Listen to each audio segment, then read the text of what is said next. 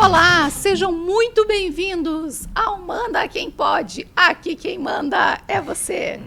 E hoje o nosso convidado tem um olhar artístico desde a infância. Ele encontrou na arquitetura a forma de transformar espaços em experiências únicas. Atua há quase 10 anos como arquiteto urbanista, unindo sofisticação e identidade em cada projeto. O foco dele é criar ambientes exclusivos que reflitam a essência de cada um dos seus clientes. Francisco, seja muito bem-vindo ao Manda Quem Pode. Seja bem-vindo. Obrigado, pessoal. Um prazer estar aqui. Nossa, que apresentação. Fiquei até desestabilizado aqui. Foi a sua altura, pode ter certeza. Obrigado, muito prazer. Francisco, como nasceu o arquiteto Francisco? Olha, é uma longa história. Eu costumo dizer que a arquitetura vai muito além assim, de uma profissão, né? Acho que quem é arquiteto sabe, é um dom, é um chamado, né? E desde pequeno eu sinto, assim, eu era muito envolvido com arte, gostava muito de música, de desenhar, me apresentava, né, na escola, tinha essa expressão artística muito forte. E aí, ao longo do tempo, né, a gente vai amadurecendo, vai se conhecendo mais. E aí eu assistindo muito aqueles programas de reforma, né, na televisão, Adoro. né? E aí eu fui me encontrando, né? Fui vivendo isso. E hoje eu vejo, assim, que, né, traduzir hoje, né, expressar a arte de uma outra forma, né? Entender o ser humano e materializar ali o estilo de vida dele através do espaço é o que eu mais amo fazer. Que legal. Vai falar que você assistia Irmãos à Obra. Não, ainda naquela época eu sou uma criança ali dos anos 90, era muito ainda Lar Docilar. Lar Docilar. Então aqueles programas típicos de sábado à tarde, domingo à tarde em casa. Então, que legal. A arquitetura é sensacional, né? Eu sempre quis trazer arquitetos aqui no Manda Quem Pode, nós tivemos, que vai sair no episódio, mas eu acho que trazer isso... Como é um assunto que está muito em alta, que antigamente você não via, as pessoas não contratavam arquitetos, né? Sim. E agora está bem alto esse assunto. Então, é bom ver visões diferentes de vários profissionais. E eu tenho certeza que você vai agregar muito aqui para o nosso bate-papo. Obrigado. E fundamental, porque eu acho que a arquitetura ela tem um papel, não é só na estética, mas ela também é na mecânica e no funcionamento da casa, do comércio, não é? Então, eu costumo dizer que a arquitetura ela é uma extensão da nossa personalidade, né? Então, né, você na sua casa tem uma rotina, tem um comportamento, né? Ali você acorda, desde o momento que você acorda, ali, né, você já tem a sua rotina, então o que você faz, se você cozinha ou não, né, se você pratica algum hobby, então tudo isso a gente tenta incorporar e materializar ali no seu estilo de vida, né? Então, as suas preferências, né, materiais, tem que ser algo sofisticado, algo prático ali para você. Quantas pessoas moram na casa, né? Você tem criança. Exatamente. Então, tudo isso vai refletir mais velha, né? Nas escolhas ali, né? E também tem um planejamento muito inteligente que a gente faz por trás, né? Que é bem importante. Que legal. E como que você é muito reconhecido pela particularidade em cada um dos seus projetos, né? Como que você traz isso para cada cliente? O que você observa? Como surge um projeto tão único para cada pessoa que o teu escritório realiza? Eu acho que até puxando um gancho do que a gente estava falando agora, é entender profundamente o cliente, né? Entender profundamente qual a rotina, quantos filhos, por exemplo, né? A pessoa tem, qual a rotina dessa família. E entender, aprofundar perfeitamente em cada história para a gente conseguir materializar tudo isso. Eu costumo dizer que a arquitetura é algo bem subjetivo, né? A gente tem que traduzir a alma daquela pessoa ali, do morador, para os materiais, né? Que você acorde, você esteja em casa com a família, você esteja junto. Poxa, que legal estar aqui, isso me representa. Então, eu falo que a experiência, a sofisticação é a tradução do que a gente vive, do que a gente sente. Mas existe uma pesquisa, então, que você faz, que você acompanha esse cliente, tem perguntas assim, o que ele gosta mais, ou você pede referências. É dessa forma? Tem um que você faz? checklist, Isso, tipo assim, uma pessoa metódica, uma pessoa relaxada. É muito difícil, né? Você achar que a pessoa gosta para colocar dentro de onde a pessoa vai morar. Eu sei que você deve fazer isso com feeling, né? Você deve entrar na casa e falar, tá, isso aqui é uma bagunça, são 18 pessoas morando, o povo trabalha e mora no mesmo ambiente, mas como que é isso mais tecnicamente falando? Isso. Até porque a gente lida com vários perfis de clientes, né? Tem cliente que é solteiro, tem cliente que, né, por exemplo, já é casado, tem cliente que já tem uma família maior, tem gente que gosta de receber amigos, tem gente que não. Então, a gente faz uma série de reuniões, né? Então, a gente chama de reunião de briefing, né? Então, a gente tem um roteiro ali mais técnico que a gente segue, mas, sobretudo, é nessa conexão, sabe? Então, eu costumo dizer que quando o cliente chega, a gente já sente essa conexão no olhar dele, o que ele sonha, o que ele quer. E, poxa, Francisco, meu sonho sempre foi ter uma piscina assim, porque eu quero nadar com os meus filhos, quero... Então, a gente, nas entrelinhas, consegue perceber. E eu costumo dizer que é um trabalho de autoconhecimento também. Eu falo para todo cliente. É um trabalho de autoconhecimento, porque, às vezes, no meio do processo, nem ele sabe que ele queria alguma coisa, e daí a gente acaba descobrindo ali. Então, muitas vezes eu falo, por exemplo, você quer um quarto, por exemplo, com banheiro ou sem banheiro? Quantas suítes, né? Eu falei, poxa, eu não tinha parado para pensar, né? Se eu vou receber uma visita a mais, se eu tenho uma eventualidade. Então, no meio do processo, também, tecnicamente, a gente costuma orientar, né, esses clientes para que eles revisem esse estilo de vida deles e também projete ali há uns 10 anos, né? Porque a vida vai mudando, gente. Claro. E a arquitetura é uma extensão da nossa vida, então precisa... Eu acho que isso é um perigo quando você coloca muitas coisas que é tendência, por exemplo, né? Exatamente. E chega uma hora que não é mais tendência. O vermelho, por exemplo, hoje está super em alto. O vermelho, o marrom, que são cores fortes. E aí você usa... Isso, exatamente. Você usar elas por ser, né, tendência, às vezes dentro de casa, quem sabe daqui 3 anos você não aguenta mais ver. Então, acho que deve acontecer isso muito com alguns clientes também, né? Com certeza. E eu defendo muito a arquitetura, a gente chama de arquitetura atemporal, né? Então, quais são os materiais que não são datados? Legal, bom saber isso. Né? Porque tem muito cliente que chega, poxa, eu quero o meu quarto, por exemplo, né? Painel ripado, né? Porque eu quero, até há um tempo atrás, talvez ainda esteja permeando por aí, mas é algo que está... Assim, aí... Tá saindo, né? Todo lugar a gente vê. Mas até que ponto ele é bacana, né? Até que ponto ele né, não vai daqui a alguns 5 anos, não tá mais em voga no mercado. Então, além de colocar o que é bonito, o que é sofisticado, que tá em alta, né? Mas daqui a um tempo, se isso vai funcionar ou não, né? Então... Eu sempre defendo a temporalidade dos materiais. Então, né, madeira, pedra, esses materiais naturais, eles sempre são, assim, coringa, né? As cores neutras. Não enjoa, né? Uma vez eu estava conversando com um engenheiro, né? Constrói prédios aí pelo Brasil. E eu caí na besteira de falar que eu achava bonito um prédio todo de vidro, né? Falou, Guilherme, mas um prédio todo de vidro, em 5 anos ele fica feio. E ele só constrói neoclássicos. Tem um estilo bem definido. Ele falou, cara, eu construo os prédios, com 10 anos ele tá lindo, agora ele tá lindo, com 50 anos ele tá lindo. Entra no atemporal, isso é um estilo... Porque se você vê um neoclássico, você fala, é antigo, mas não é antigo. Tem vários prédios sendo construídos nesse estilo. Conta como um atemporal ou não? Eu acho que depende de cada projeto e depende da onde ele está implantado, né? Porque quando a gente fala de arquitetura, a gente tem que pensar no entorno também. Então, você coloca, por exemplo, aqui, né, no Batel, um bairro bacana. Então, a gente tem uma arquitetura, né, sofisticada, uma arquitetura mais moderna agora, né, contemporânea, e daí a gente coloca um prédio neoclássico. Então, a gente consegue, no projeto, misturar também, né, nuances clássicas e com essa modernidade, né, com essa contemporaneidade de hoje.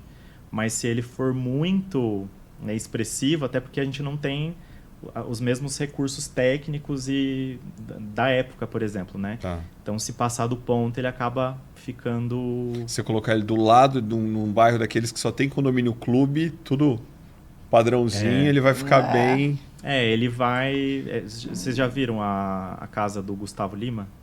A van? Já. Já. Então, ali é um exemplo. Então, ali, na minha opinião, é um exemplo que passou do ponto, porque ele perde proporção, são materiais que acabam deixando fake o clássico que é bonito. Então, tem o clássico que é bonito, né? Razão. E aí o clássico que é mimetizado, que é imitado, que é... Perfeito. Então, isso aí acaba fazendo um efeito ao contrário, que é para ficar bonito, acaba ficando brega. Conseguiram lá. Como é a casa dele? Fiquei Parece curiosa. a van. Sério? É bem parecido. E a van... Ah, era para ser esse neoclássico, O isso? que a van imita? A van, ela é Aquela meio... construção da van os templos, os templos clássicos mesmo. Sim, né? sim. Você pegar ali na já. Grécia, Roma, tem aqueles templos, né? Que é bem expressivo, as colunas. Tinha uma coisa meio castelo. É. Uma coisa meio... E a casa do Gustavo... Só que a Porque casa do ele é Gustavo o- Lima, acho que eles erraram. Ele é o... Ela ficou parecendo uma van, não um templo. Mas não tem como, é o que eu falo, é o bom senso, né? Entendi. Sim. E muito cliente vem, né? E pede algumas coisas, mas o meu Sim. escritório também tem um estilo de arquitetura bem definido, né? E eu acho assim que a pessoa, quando ela chega até você, ela já vai pesquisar um pouquinho de como você trabalha, qual que é a tua linha.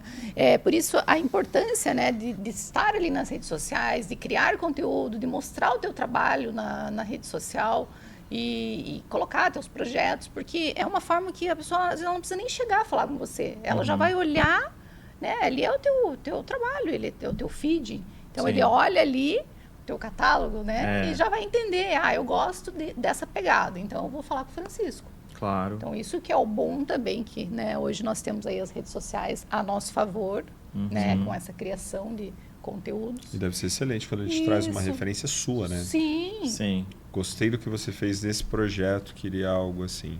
E acontece bastante, né? Tem uma cliente agora que a gente está fazendo um espaço super bacana de uma casa de campo e ela veio com uma referência de uma outra cliente. Poxa, eu vi que você fez isso, viu num post, viu Olha aí. num conteúdo meu e eu queria algo mais nessa pegada. Então é legal que, né, nessa construção, na minha carreira, assim, eu vejo que muitos clientes já têm essa identificação.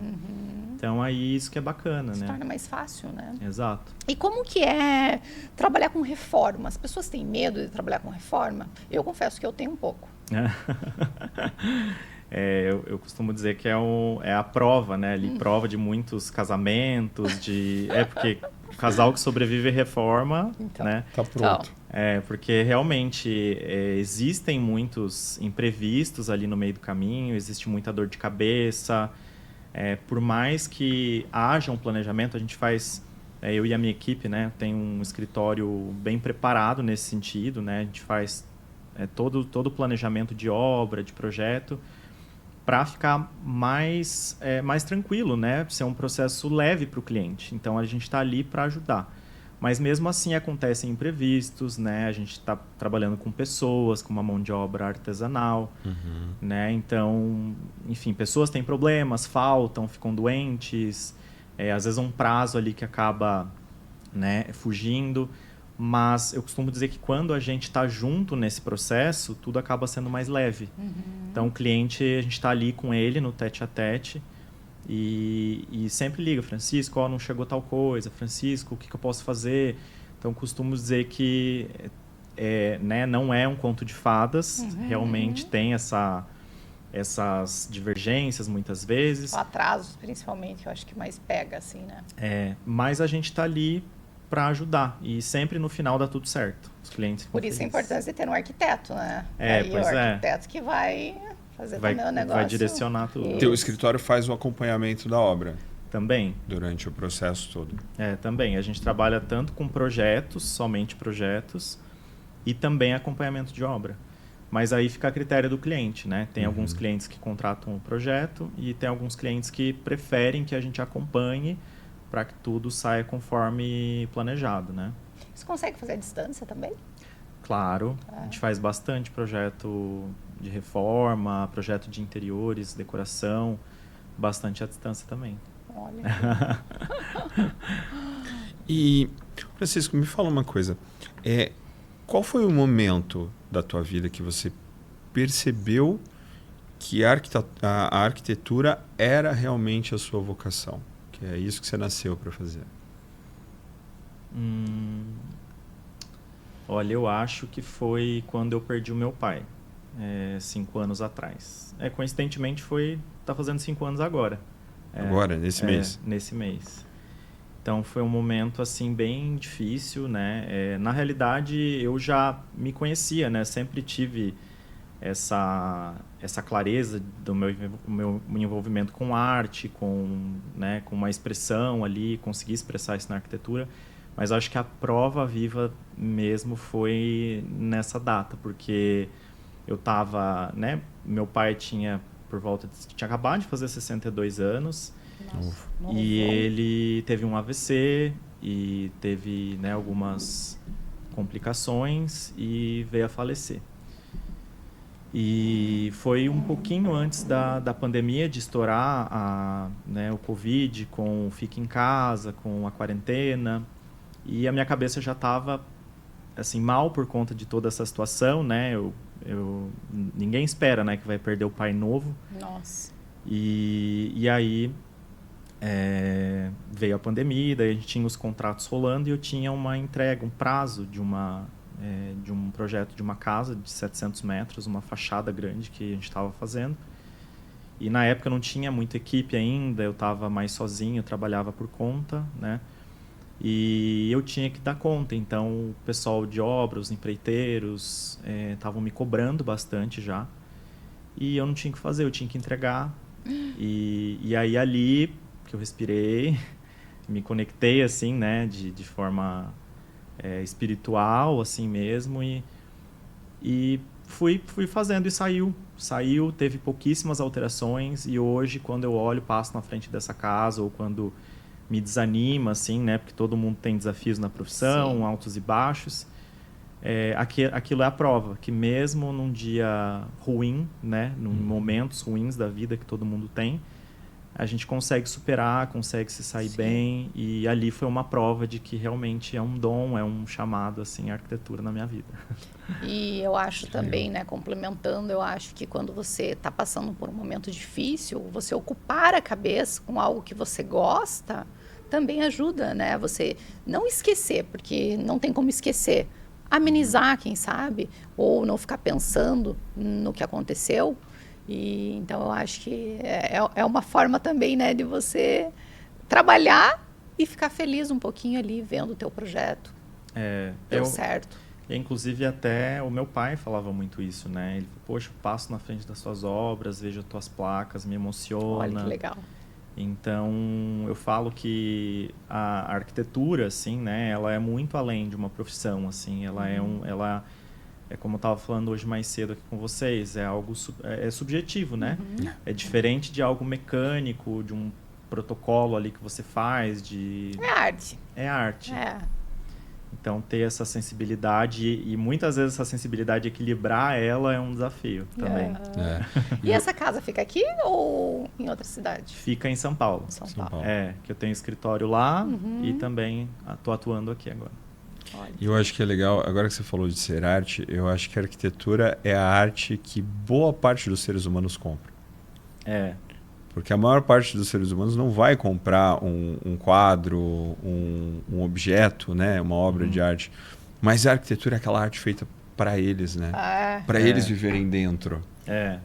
Então, eu vejo a arquitetura como ela é uma mecânica para uma vida. Então, eu sempre morei mais em casas alugadas do que própria. E, por vezes, eu via que, assim, às vezes minha vida estava num momento que eu não tenho espaço para isso. O espaço que eu tinha para usar era o espaço no meio da sala, era no quarto. Poxa, mas eu tenho isso na minha rotina. Mas não tem isso nessa casa. Sim. né? E aí quando você vai ter o seu espaço e você vai contratar uma pessoa, você vai falar, poxa, eu tenho a rotina, sei lá, de meditação, eu tenho uma rotina de brincar com as crianças todo dia, você, né? eu tenho uma rotina de lazer, de receber os amigos. Como isso funciona? Como eu gosto de fazer? E aí o arquiteto cria esse espaço, né? Essa arte do que serve para você. Sim. Porque morar numa casa locada foi talvez o que era a rotina do antigo morador, de quem construiu, né?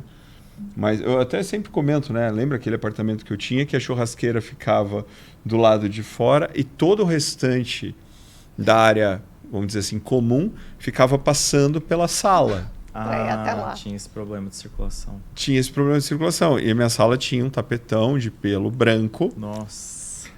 A varanda com a churrasqueira. E você é festeiro? Naquela época, muito. Meu Deus. Era padrão. Sexta e sábado era happy hour do trabalho, churrasco do trabalho. Então, assim, o tapete ia pra lavanderia toda semana. Toda semana. Toda semana.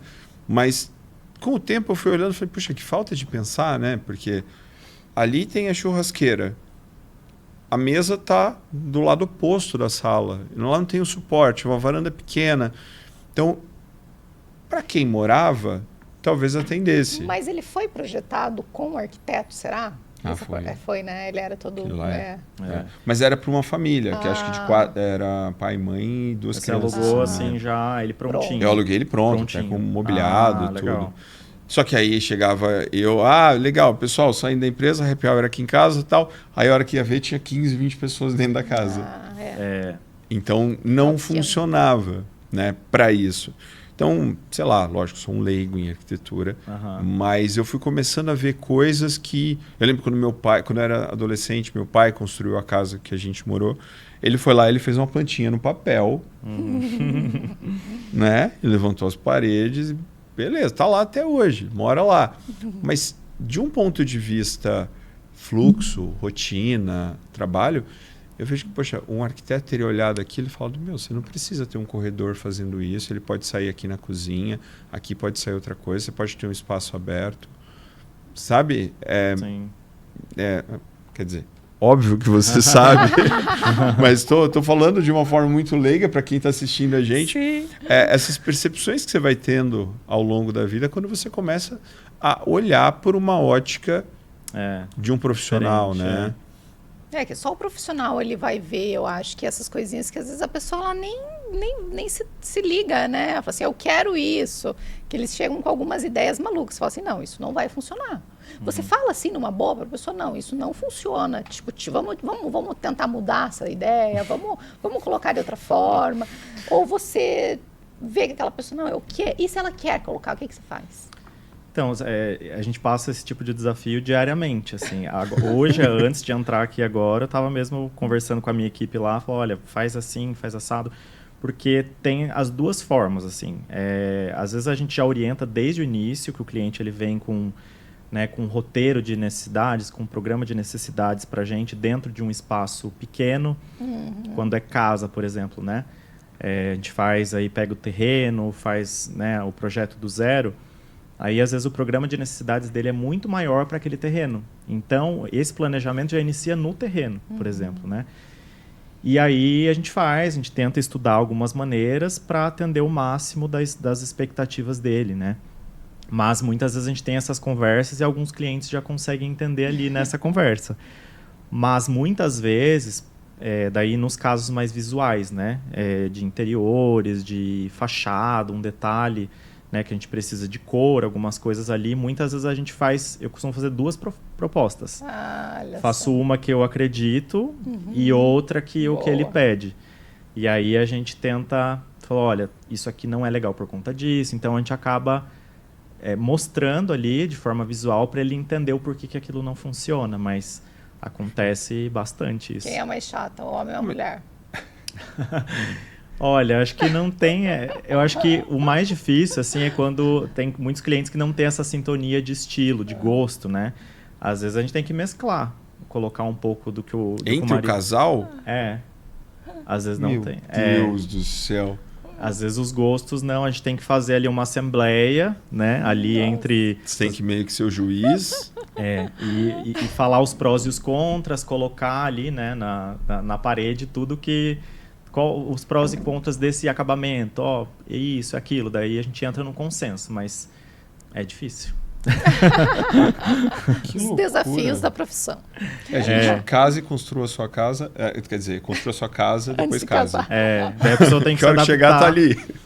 Ou depois né, um dos dois vai querer reformar. Daí é outro problema, né? Se tiver que quebrar depois, mas tem que ser um tratado ali entre os dois, né? Que curioso, nunca tinha pensado nisso. Achei que a discussão mais tensa nesse momento seria assim, vamos ter 2 pias no banheiro ou uma só? 2 chuveiros ou um só? 2 chuveiros agora pararam com a mania de colocar banheira nos banheiros, né? E agora é 2 chuveiros. Pois é. Obrigada, né? Uma baita solução. A gente é muito particular, né? Tem clientes que ainda pedem, né? As banheiras ainda estão em alta. Tem cliente que ainda tem gosta de ter mais caseiro, tem essa experiência mais em casa, né? Gosta de tranquilidade, tem um momento, né, íntimo ali, né, individual, mas tem muitos outros que preferem mais praticidade. Tem cliente que fala, não, porque sou chato com limpeza, então esse acabamento. Então a gente orienta muito isso também para que lá na frente o cliente não se frustre, né? Deixa eu fazer uma pergunta muito pessoal. Para que serve aquela banheirinha única que eles enfiam nos banheiros?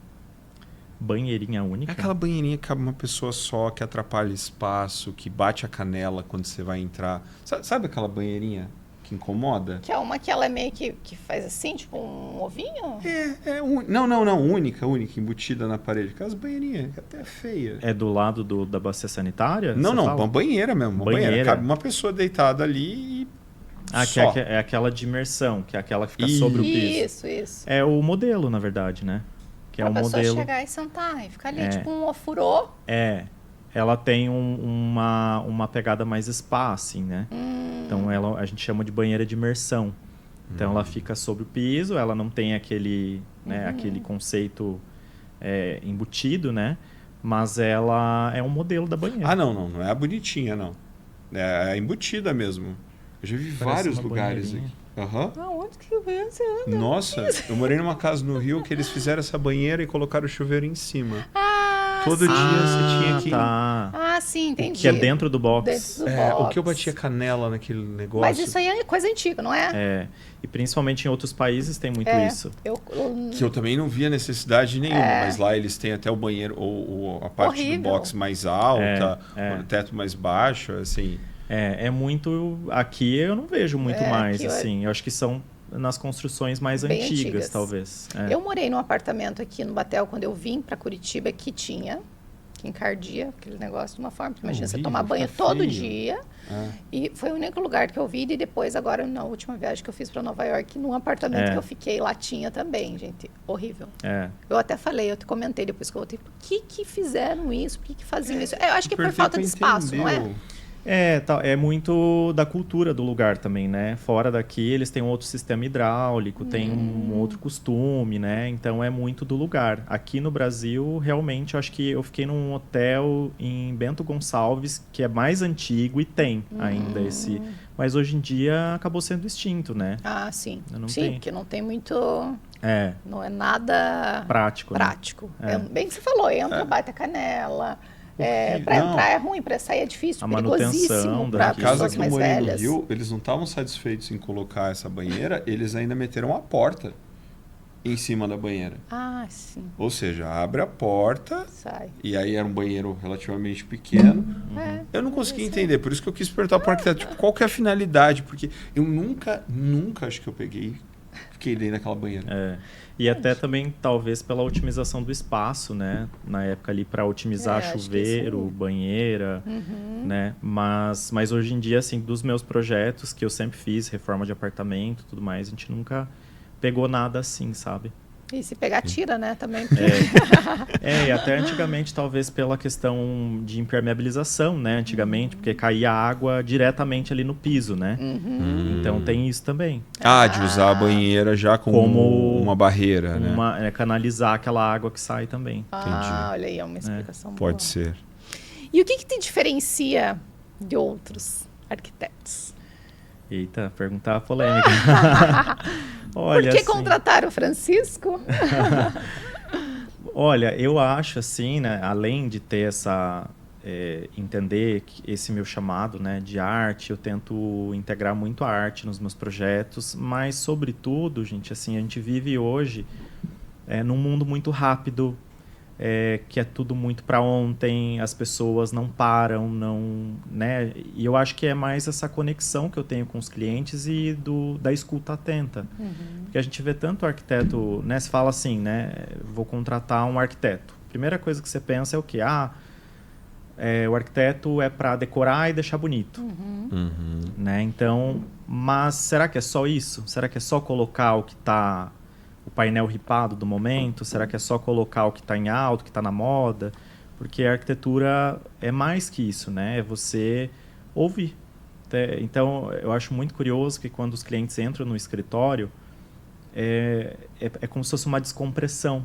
Tem uma cliente minha que fala, ai, como eu amo estar aqui.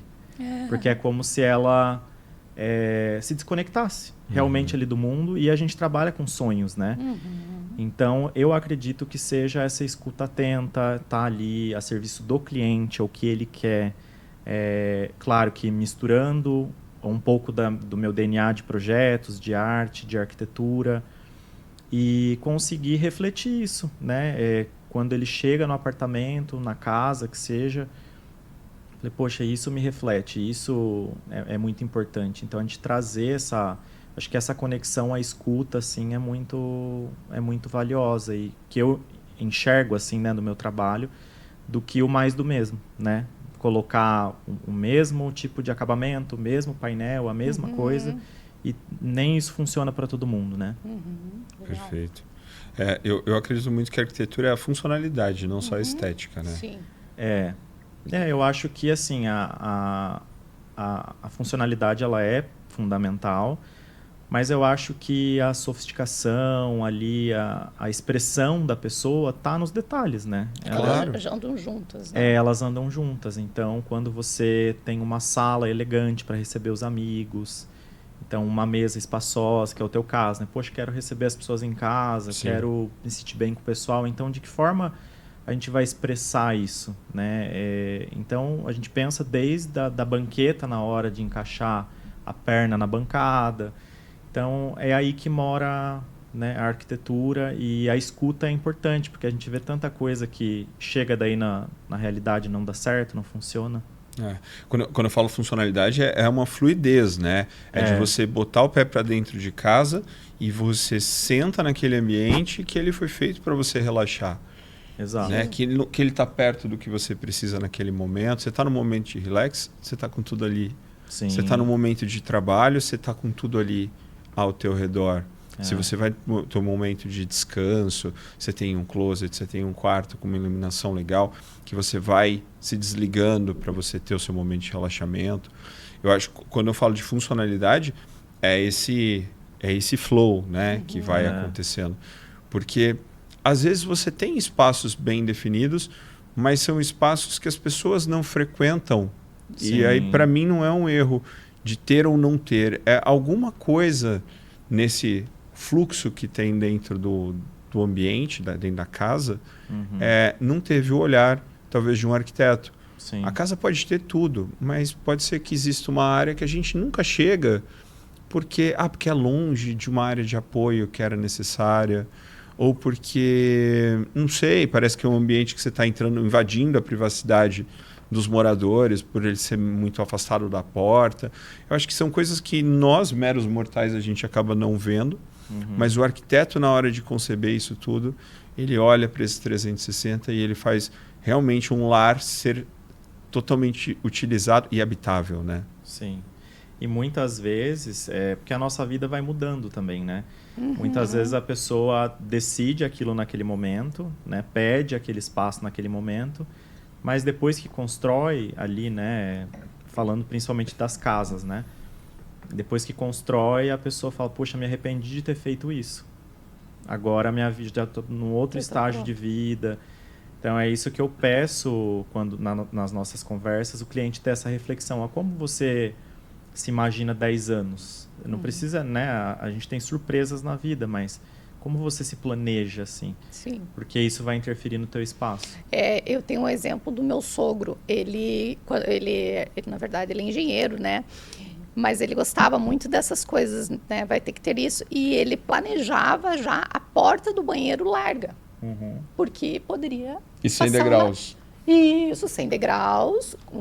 Porque Perfeito. iria passar uma cadeira de roda. Exato. E realmente foi necessário. Então, Exato. assim, Exatamente. isso é ser visionário, né? Mas, claro, no caso dele, ele construía, né? Ele era engenheiro, então ele já, isso já vinha, né? Com ele, Tava no né? sangue. Já tá no sangue. Para nós, a gente não imagina, daqui 10 anos, né? Sei lá, ou daqui 30 anos eu vou precisar que a porta seja larga, porque... Então, é interessante isso, você passar isso para as pessoas, porque é um ponto que eles não pensam. É bem legal. E tem cliente que, às vezes, até quando é uma casa 2 pavimentos, né? Térreo e superior. Tinha uma cliente que queria um espaço social maior, falou, não, eu abro mão do quarto. Falou, você tem certeza? Porque você pode receber teus pais, ou a gente não sabe, precisa fazer alguma cirurgia, alguma coisa. Precisa de um quarto que você... Tem de apoio, né? E aí eu sempre oriento, né? Essa questão mais técnica, mais pé no chão, assim, para a pessoa... Né? Então, mas graças a Deus os clientes costumam me ouvir. Assim.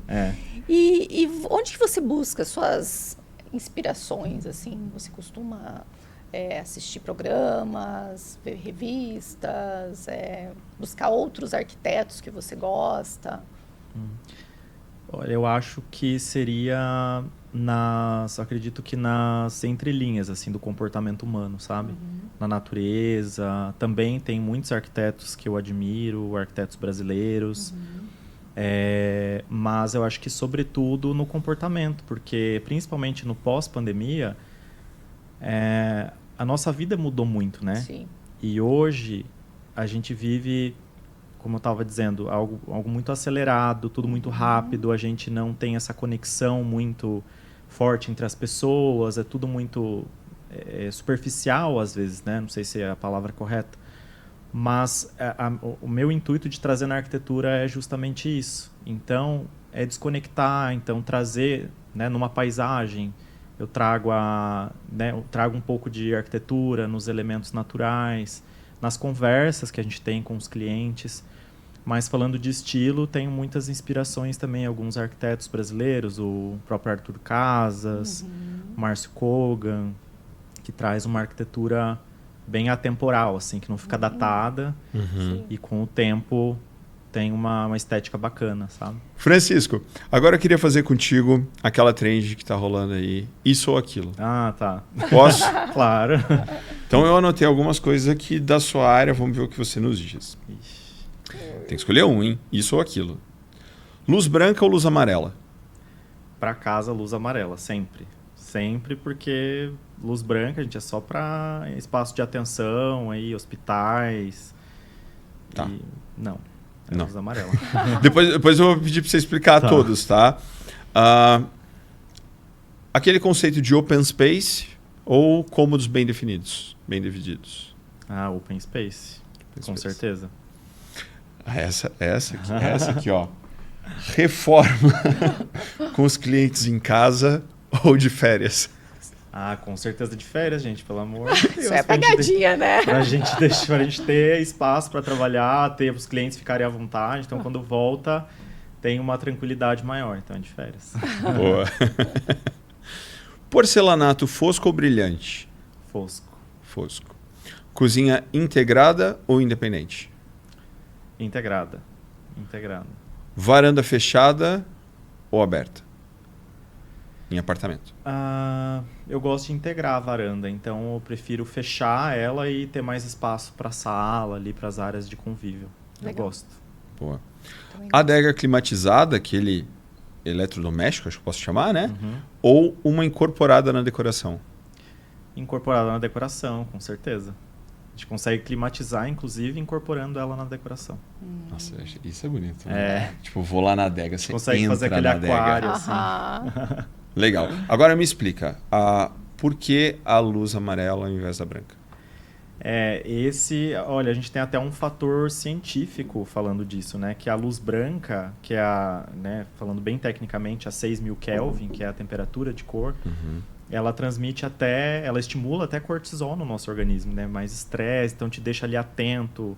Agora a luz amarela, que é a luz quente, né? Ali 2.700K, 3.000K, que mede essa temperatura de cor, ela traz mais acolhimento, ela te dá mais tranquilidade. Então, para casa, eu aconselho somente luz quente. Quando o cliente não gosta, a neutra, né? Que é ali a 4.000.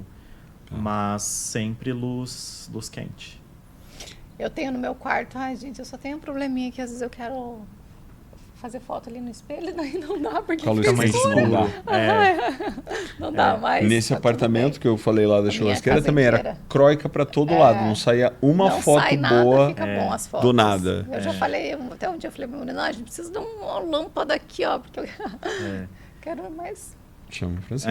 Francisco, porque realmente o meu apartamento ele é alugado e ele foi planejado por um arquiteto que morava lá, então ele pensou em várias coisas, assim, tem várias coisas legais.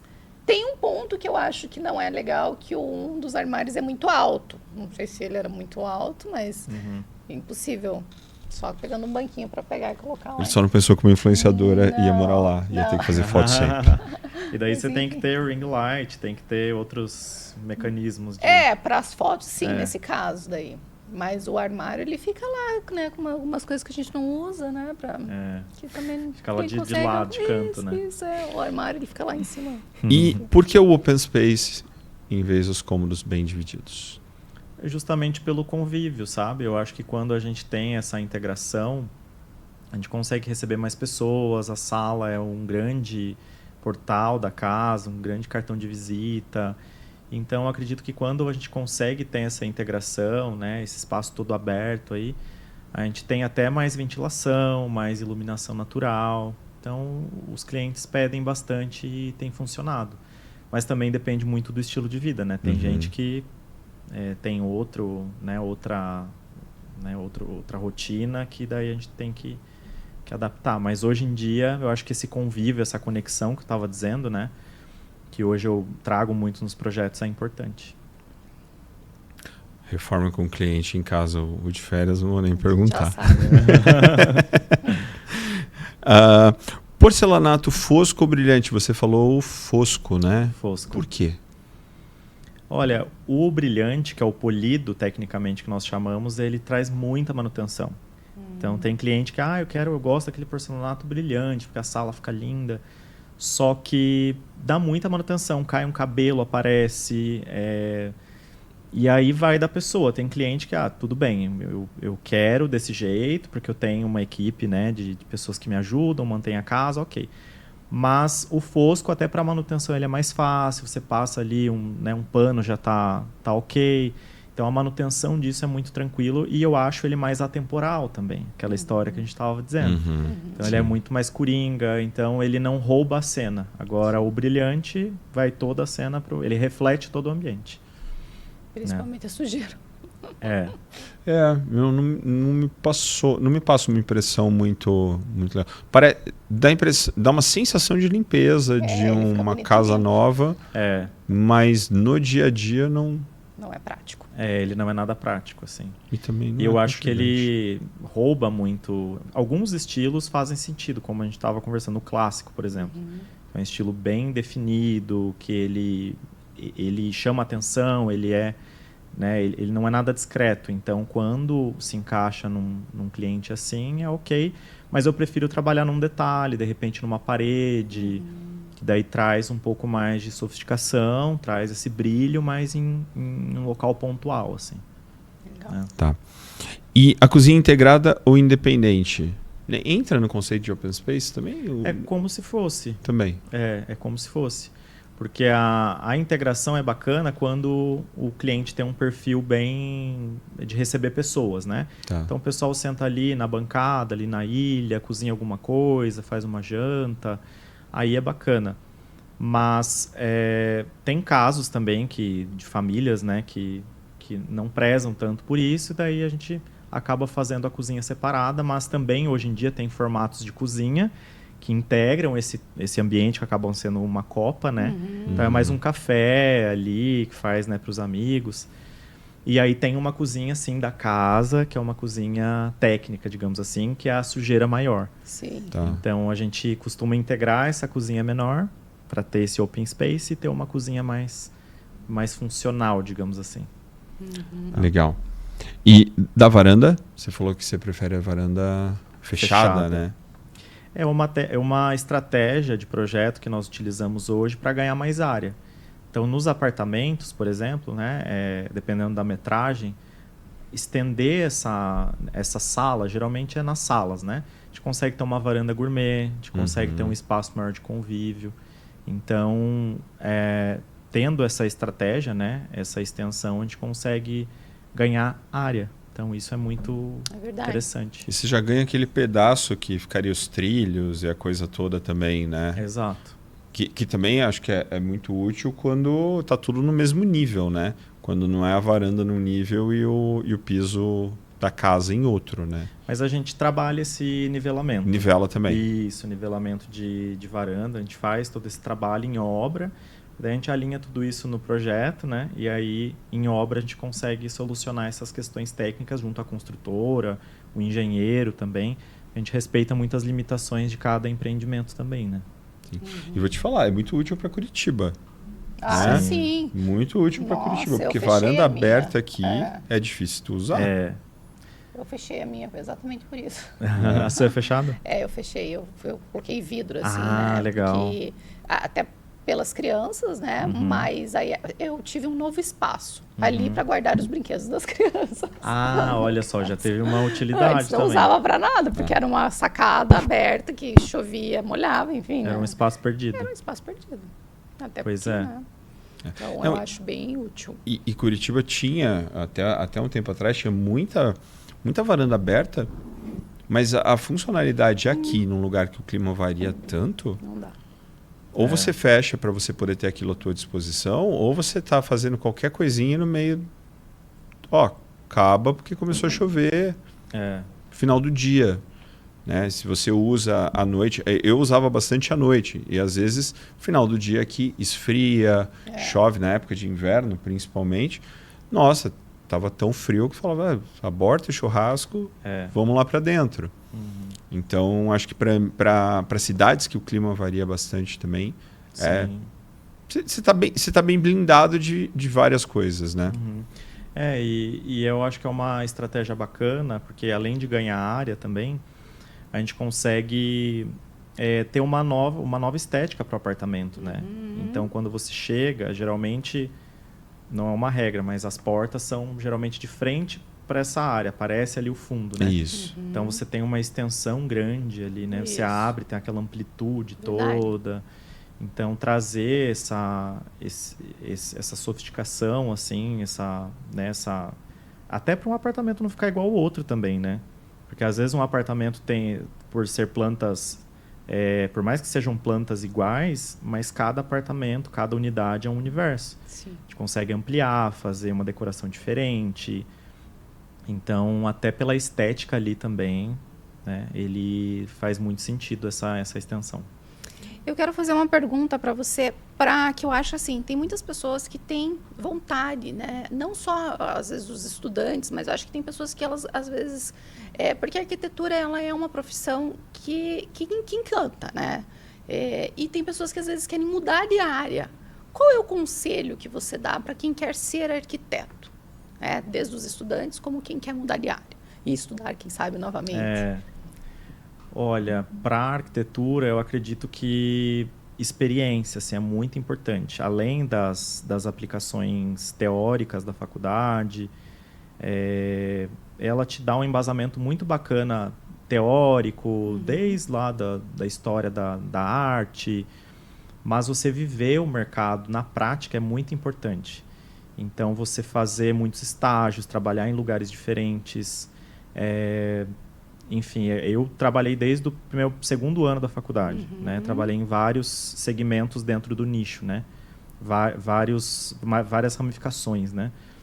E aí eu acredito que seja isso, porque isso que acaba te dando experiência, te dando conhecimento para você explorar futuramente teu escritório, de repente trabalhar numa empresa, mas eu acredito que para os estudantes, por exemplo, fazendo estágio, trabalhando e botando a mão na massa. Legal. E ia fazer uma pergunta que fugiu a pergunta a hora que ele estava falando dessa parte de como que os clientes buscam por você? Assim, é indicação, é pelas redes sociais, ou é por contatos que você já vem tendo, ou porque você vai buscar esses clientes? Como que é? Então, geralmente, muita indicação, mas também vem muito pelo Instagram, pelas redes sociais, pelo estilo, né, de projeto que a gente externaliza, mostra. Então, muita gente se conecta com esse meu estilo também. Basicamente, acredito que é bem equilibrado, assim. Ultimamente, tem sido bastante o Instagram. Bastante, olha aí. Instagram ainda. E, Francisco, me diz uma coisa. Você tem um escritório há 10 anos, né? 9 anos, quase 9 10. anos. E é uma referência lá em São Paulo, não é à toa que você está vindo para cá. Como que você seleciona os seus clientes? Olha, eu acredito que seja muito nessa conexão. Então, sempre nas primeiras reuniões, a gente já gera essa identificação, não só de estilo, mas do que o cliente acredita, no que ele busca, né? Se isso faz sentido para o nosso escritório, se o nosso escritório vai conseguir corresponder às expectativas desse cliente. Então, tudo isso, a gente faz um mapeamento ali junto para entender o que ele busca, né? Porque às vezes a gente pode ser muito bom no que faz, mas a pessoa acaba gerando uma expectativa ou buscando algo que a gente não consegue atender. Então, diante dessas reuniões, né, nesse feeling ali, nesse alinhamento, a gente já consegue fazer uma boa filtragem. Mas, assim, nesses 10 anos, praticamente 10 anos de trabalho, eu tenho saldos muito positivos de clientes que viram amigos, que voltam, né? Tem cliente que eu já fiz a casa, daí a gente ainda não tinha filho, depois volta a fazer o quarto do filho. Tem cliente que, né, abre um negócio e daí precisa reformar o prédio. Então tem muitas nuances ali que a gente cria essa conexão e o saldo é bem positivo. Ah, legal. Boa. E por que Curitiba, cara? Por que sendo uma referência em São Paulo você veio para cá? Uma que eu amo Curitiba. Eu costumo dizer que eu acho que é uma coisa meio cósmica, assim, porque eu acho que eu me apaixonei por arquitetura por vir muito pequenininho para cá. Sério? Porque a gente vinha muito para cá e eu tenho várias fotinhas minhas, assim, pequeno, no Jardim Botânico. Eu era encantado eu acho que Curitiba é uma cidade monumental, assim, né? Tem arquitetura para todo canto, sim, paisagismo, urbanismo. É linda. E eu tenho fotinhas minhas nas fontes, sabe? Então eu sempre fui muito encantado com isso. E aí, assim, eu precisava ter quis fazer essa ampliação, vir para cá, uma pela qualidade de vida, né, também que é muito bacana. Outra por me identificar também com a cultura da cidade, com as pessoas e ter esse olhar mais sofisticado. Então, eu acredito que aqui é um ponto assim que a gente consegue fazer uma arquitetura bacana, sofisticada para essas pessoas, né, que valorizam tanto cultura, arte. Então, tem tudo a ver comigo. Legal. E nessa nova fase, o teu escritório lá em São Paulo continua? Continua. Mas você, pessoalmente, você vai estar aqui? Isso. Eu tenho uma equipe lá, né, em São Paulo. O meu escritório continua lá normalmente. Mas eu tô mais aqui agora devido às demandas daqui, né? Então tenho uma demanda maior aqui agora e aí eu vou para lá eventualmente, reúno todos os meus clientes e aí os clientes falam, você não vai deixar a gente, né? Eu falei, não vou deixar. Bacana. Eu volto, atendo todo mundo, vejo também a minha mãe que mora lá e volto. Mas assim, eu tô amando, acho que tem tudo a ver comigo e só coisa boa. E agora pra gente finalizar, quais são as tendências mais desejadas no mercado de arquitetura de alto padrão? Olha, hoje em dia, eu acho que a arquitetura, depois da pandemia, como eu estava dizendo, ela mudou muito. Então, essa busca pela natureza, pela conexão, pelo olho no olho, pela sensibilidade, é muito grande. Então, quanto mais tecnológico hoje está o mundo, mais a gente quer voltar para as raízes.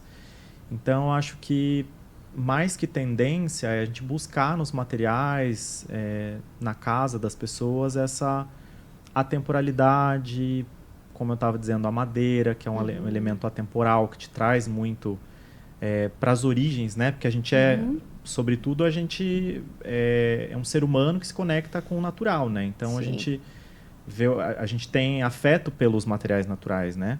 Então, madeira, a própria vegetação.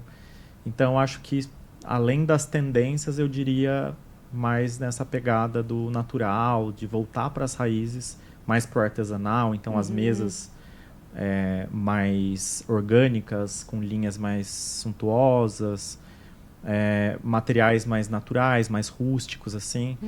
E a gente consegue... Eu acho que essa é uma tendência muito grande que a gente vê nas mostras, nas casa-cor. Então, isso acho que é bem interessante. Legal. É o que vem por aí. Adorei. Nosso muito bom. bate-papo. Gostei bastante. Seja muito bem-vindo aqui sempre. Seja muito bem-vindo a Curitiba. Obrigado. Eu perguntei se o escritório continuava lá e você estaria aqui, porque eu sei que o curitibano gosta de ser atendido pelo dono. É verdade. Então, assim, Francisco já está em terras curitibanas. Então, quem quiser conhecer mais o trabalho dele, está aqui embaixo na descrição, o Instagram. Né? Tem o site também, né? Tem o site. Vamos colocar o site também. franciscoribas.com.br. Isso aí. E lá tem todo o nosso catálogo de projetos, no Instagram, nossos bastidores, também tem tudo um pouco. Bacana. Aproveita que o homem acabou de chegar, hein, gente? Aproveita que a agenda ainda está relativamente tranquila. Nós iríamos te dar um presente, que é uma caneca do Manda Quem Pode, mas não chegou a tempo, tá? Mas eu vou mandar entregar, tá? Pode ficar tranquilo. Aqui tem caneca, que eles são do Rio de Janeiro, nossos novos parceiros. As canecas estão lindas, você vai amar, porque tem tudo a ver com arquitetura. Então, ela tem um design diferenciado ali. E arquiteto precisa de café, gosta de café, a gente adora. Sempre, né? Qualquer coisa é um pretexto para tomar um cafezinho, dar uma daí esparecida nas ideias. Aí você posta lá, marca a gente, marca também aqui que tem caneca. E vamos aos agradecimentos. A Ana, nossa maquiadora oficial aqui, que sempre me deixa mais bonita. Caprichou. Ana arrasa. A Tuli, que é a outra parceira que me veste. Temos o Guto, da GK Ideias, que faz nossas fotos, nossos vídeos. Outdoor Media, que tá... Sabia, Francisco, a gente tá em outdoors pela cidade com o Manda Quem Pode. Olha só. A gente tem outdoors digitais lá do nosso parceiro Alisson Pontarola, que inclusive escreveu esses 2 livros fantásticos, tá? Meu Pequeno Grande Negócio. Esse aqui é o livro completo. E esse aqui, para quem é empresário, empreendedor, é um guia de bolso para você aplicar na sua empresa. São, se eu não me engano, 52 semanas. Tem uma apresentação, são dicas, né, implantações para cada uma dessas semanas do ano. Isso é valiosíssimo. Super legal. Pessoal da Loco Energy Drink, Andrei, valeu, né? Meu parceiro aqui do podcast também, pelo primeiro drink energético com creatina. Então, se você treina, você vai para academia, cara, tá aqui, ó, pré-treino já com a creatina embutida, taurina pra caramba e uma lata dessa só com 7 calorias, né? Então, obrigado, Andrei.